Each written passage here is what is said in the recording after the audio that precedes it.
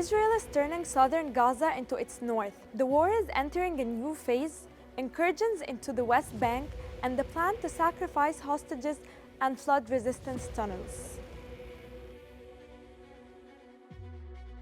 From the first moments of the war in Gaza, talk began about the safe zones, which were initially, as Israel said, the southern areas, and after the north of Gaza was completely destroyed, Israeli raids and bombing turned to the southern and central areas so that the people of the Strip continued to search for the safe zone. The United Nations has stressed that it is impossible to create a safe or humanitarian zone for civilians to flee to in Gaza amid the continuous Israeli bombardment on the Strip. With the Gazans looking for a safe zone, Israel began a new phase of the war with a ground attack on the southern areas of the Strip, while the West Bank has not become far from this fierce war, with the continued incursions into the West Bank, which result in a large number of deaths every day. Despite the fact that they are working under bombardment and 24 hours a day, the health sector in Gaza continues to collapse after the Palestinian Ministry of Health confirmed that the occupancy rate in the hospitals that continue to work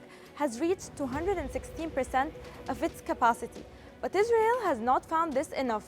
as the Palestinian Red Crescent confirmed that Israel is bombing hospitals, asking citizens to seek refuge in, confirming the death of large numbers of medical personnel in the Palestinian health system. With all these tragic situations, conflicting Israeli reports have emerged regarding the continuation of negotiations indirectly with the resistance, mediated by Egypt, Qatar, and the United States for the mutual release of detainees from both sides, with greater flexibility in the released categories and additional ceasefire days based on the number of released detainees. To complete the series of inconsistencies, the American newspaper Wall Street Journal confirmed that Israel plans to flood the resistance tunnels with water pumps after the construction of 5 large pumps already, regardless of the fate of hostages and prisoners inside these tunnels.